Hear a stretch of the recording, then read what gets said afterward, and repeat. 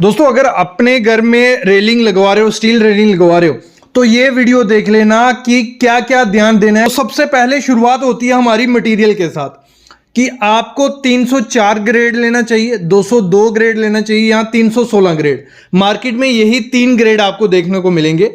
और आपको मैं बता दूं सिंपल भाषा में, अगर आपका जो रेलिंग होने वाली है वो बारिश में होने वाली है, धूप उस पर पड़ने वाली है, तो उस केस में आपको क्या करना है, 304 ग्रेड आता है, 304 ग्रेड आपको यूज करना है।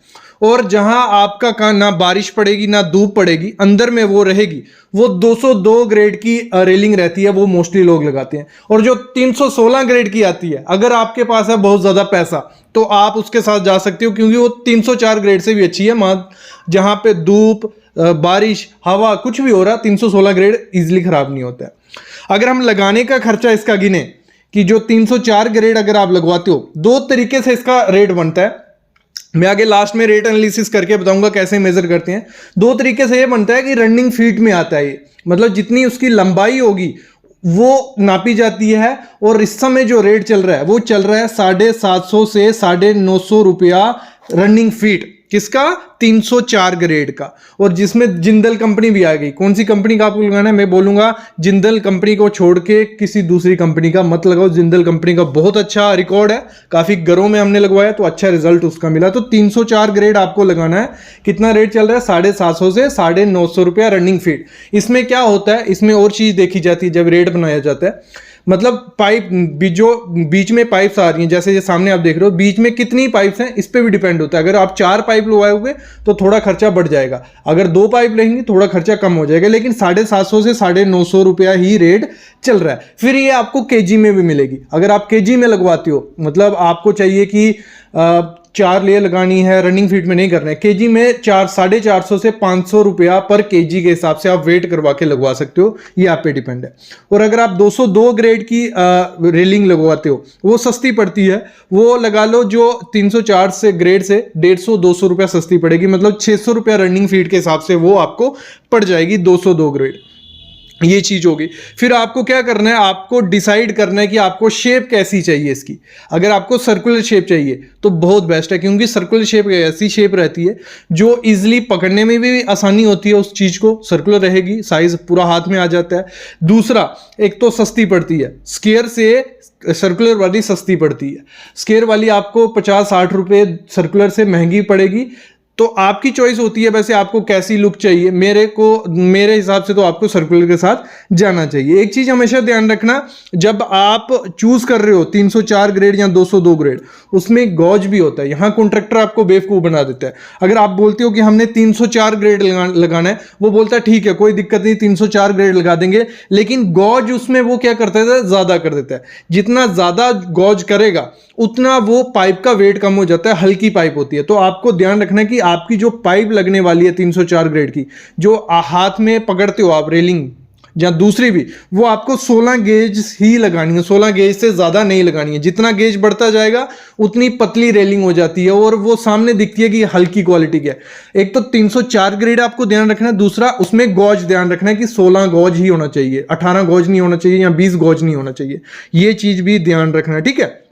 दूसरी चीज आपको कहां बेवकूफ बना सकता है, जब पिलर का डिस्टेंस होता है, जो पिलर लगाए जाते हैं, पिलर में वो क्या करता है, अगर आपने रेट कम कर लिया तो पिलर वो 3 सीढ़ियों के बाद लगाता है। तो आपको क्या करना है, या तो 2 सीढ़ियों के बाद, मतलब एक पहली सीढ़ी में लगा, 2 सीढ़ियां छोड़ के दूसरे में वो पिलर लगना चाहिए। इससे क्या होता है, जो स्ट्रेंथ होती है रेलिंग की वो बहुत ज्यादा अच्छी हो जाती है। आपको 2 स्टेप के बाद ही पिलर लगाना, ज्यादा उसको नहीं करना है।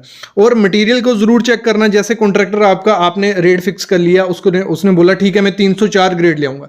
जब वो 304 ग्रेड ले आएगा तो कभी कभी वो क्या करते हैं, कुछ मटेरियल 304 ग्रेड का ले आएंगे, कुछ मटेरियल 202 ग्रेड का लगाएंगे। एक तो पहले आपको उस पर देखना है खुद, क्योंकि उस पर पूरा प्रिंट होता है कि ये जिंदल कंपनी की पाइप है, तो हर 1 मीटर पे जिंदल लिखा होगा, 304 ग्रेड लिखा होगा। अगर नहीं होगा तो वो नहीं लिखेंगे। तो ये चीज जरूर चेक करनी है। दूसरी चीज चेक करनी है, केमिकल आता है, वो केमिकल ड्रॉप्स, वो ड्रॉप आप डालोगे तो आपको बता देगा। अगर रेड आ गया तो मतलब 202 ग्रेड है, अगर ग्रीन आया 304 ग्रेड है। ये आपको ऑनलाइन मिल जाएगा, सामने आप देख रहे हो इस तरह का वो केमिकल रहता है।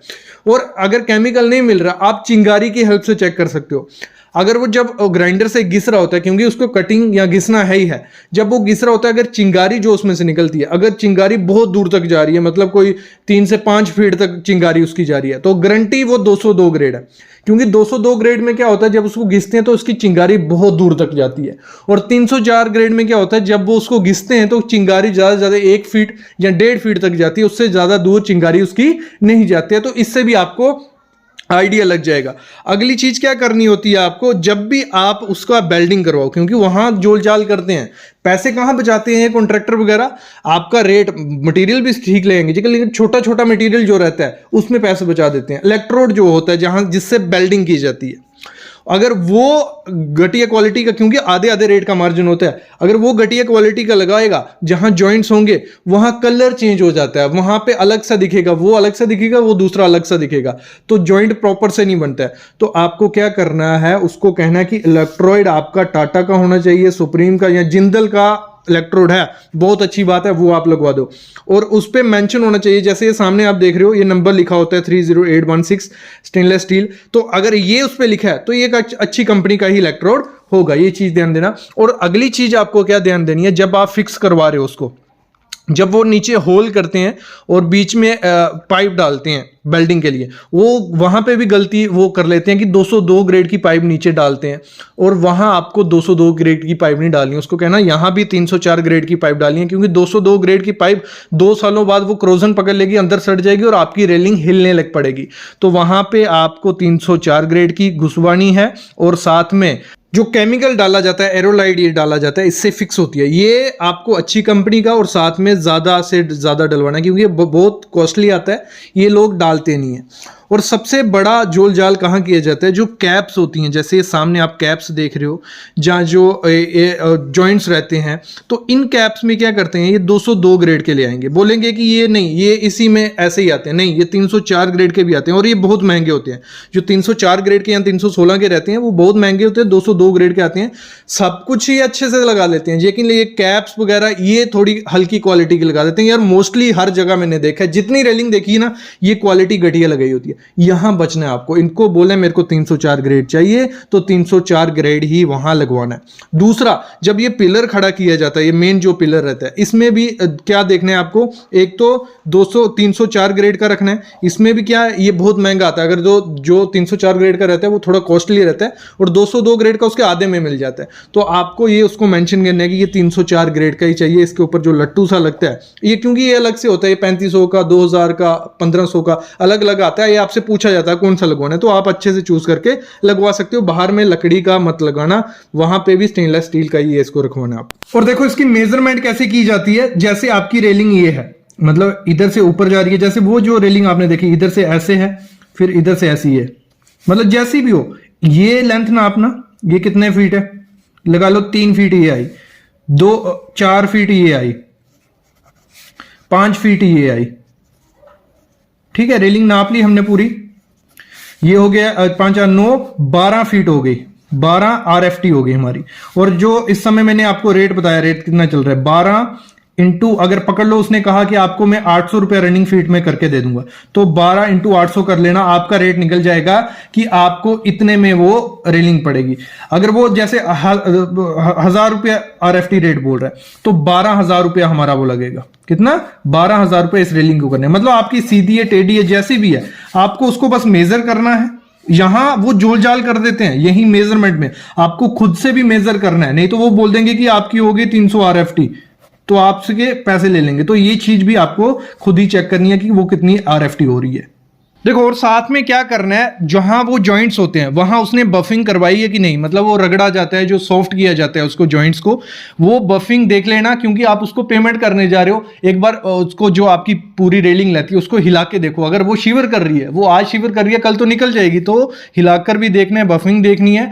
बाकी ये सब चीजें देख के आप उसको बिल कर सकते हो, जैसे कैलकुलेशन मैंने आपको बताई वैसे कैलकुलेशन करके उसको बिल दे दो।